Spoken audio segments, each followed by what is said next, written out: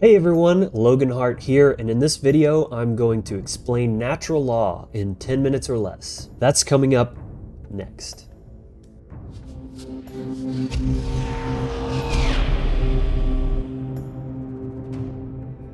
So welcome into the Wizard Factory. This channel is all about giving you the spiritual tools and mindset to live a more empowered life. If that sounds good to you, consider subscribing, joining the tribe, give the video a quick like, and let's go ahead and get into it. So what is natural law? Some say it's a complete myth, some say it's subjective, some say it's based on animal behavior or the natural order. All of these things are false, so I'm going to set the record straight here today. Now, many will equate natural law to the Hermetic principles, and there is more truth to this. However, it's really not limited to that. It's so much more than that, and here's why. Simply put, natural law is the governing body of dynamic laws which determine outcomes based on variables, events, and most importantly, our choices.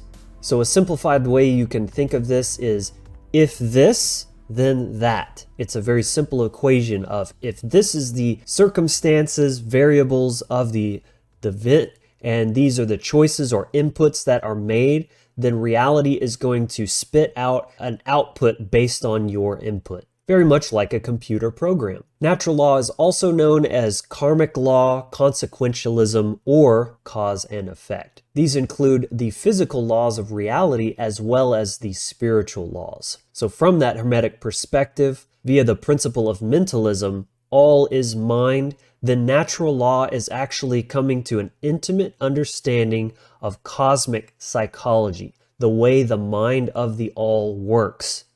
These laws are immutable and binding and built into reality itself. They are objective in the way that they operate. They are unchanging and timeless, but they're dynamic in the way that they produce, again, based on variables.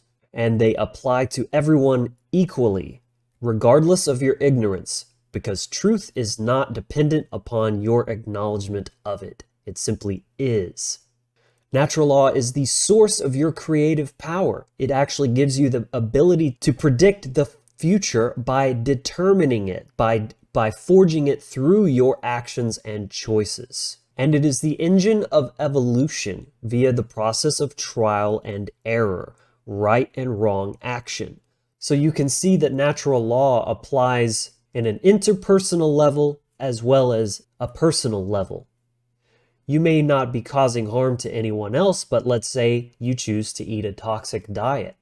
Well, that would be a wrong choice.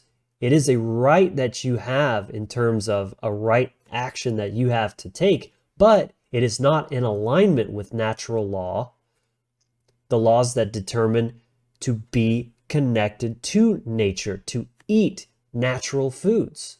And by not doing so, you're going to invariably cause disease in your body. At some point or another, it will catch up to you, regardless of how resilient your genetics are or whatever. Play stupid games, win stupid prizes. It's only a matter of time before those choices are going to catch up to you and create a bad experience that you don't actually want. People think they want to eat bad foods, but guess what? Most of the time, it's not until somebody starts getting sick or they have cancer that suddenly, oh, I'm going to start juice fasting and doing all these other things. So there you have. You have the freedom to make those choices, but you're not free from the consequences of those choices. And you might think you want to eat a certain way, but suddenly at some point, you're going to realize that your health is more important and valuable to you than eating foods that you think taste good that you're actually addicted to. So this means right and wrong in the context of getting the outcome that you're desiring. This is the right thing to do in order to produce this result, but also more specifically and especially in the realm of morality, right and wrong. So it is only through natural law that your rights can be truly understood. Many people have a false conception of what rights actually are. The true definition of a right is simply an action that does not initiate harm against another. So in this way, there are actually only 7 wrongdoings. Those are murder, assault, rape, theft, trespass, coercion, and lying. Again, the variables, the context, actually do determine what constitutes a wrongdoing. For example, killing someone who is trying to kill you is not murder, even though objectively the action is the same, because you're simply exercising your right of self-defense. So by the simple process of elimination, any action or behavior that does not fall into one of these 7 actions is a right that you have to take. Therefore, in this way, rights is equivalent to freedom. They are actions that no other person has the right to limit or prevent you from taking. So if rights are freedom, then violence, in other words, violating the rights of another, is equivalent with slavery.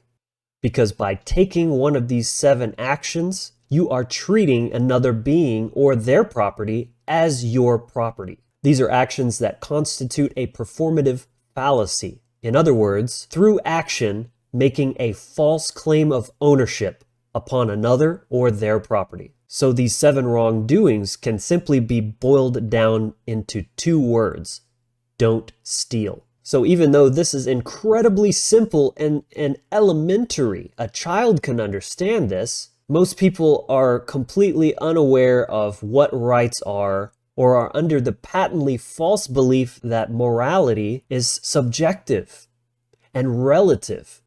Nothing could be further from the truth, and in fact, this is the single greatest cause for human suffering.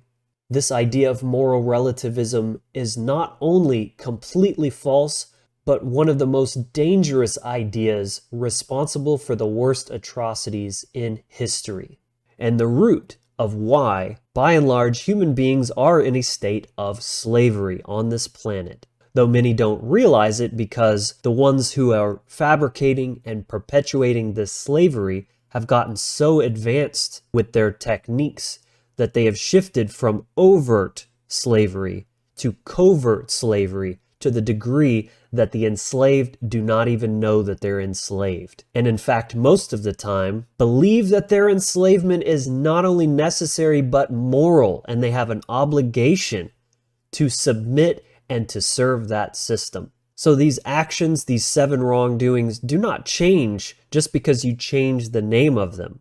Government is slavery. Taxation is theft. Incarceration is kidnapping. Laws are coercion. You get the idea. The point is, the people in charge do not have any extra rights that you and I do not have. They cannot morally engage in actions that would be wrong for us to do.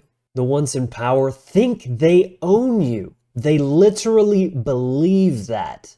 So it is of vital importance to come to understand these dynamics, how they apply universally, regardless of the euphemisms that some people choose to use, and apply this in their external interactions with others, whether on an individual basis, on a societal or systemic basis, as well as applying these internally to your own daily practices. To understand natural law is to understand your own sovereignty, that no one else is above you, but you are also not above anyone else in rights. No masters, no slaves.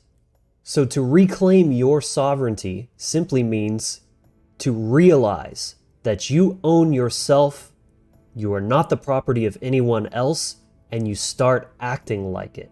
You stop allowing others to try to make those false ownership claims through their actions, whether it's on an interpersonal level or in the aggregate through a system like government. You develop healthy boundaries regardless of who it is.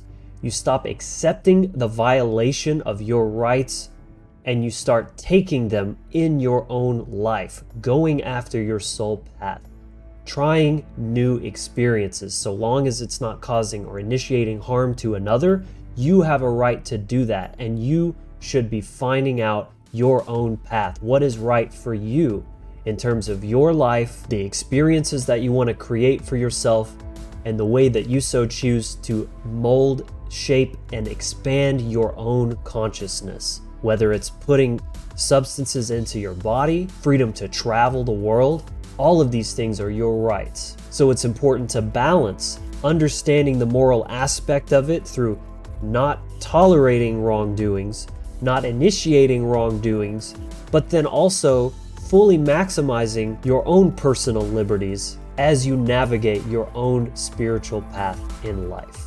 So there you have it, guys. I hope you enjoyed this video. I'm going to be trying to make more shorter form videos like this. If you enjoyed it, give the video a like, share it with a friend, hit that subscribe button and the bell, that's very important. Also, I want to hear from you. What do you think about what I've shared here? What is your personal experience with natural law? Do you agree? Do you disagree? Let me know in the comments. If you like this content and you want to dive deeper, do check out the podcast here on the channel or on your favorite podcast platform.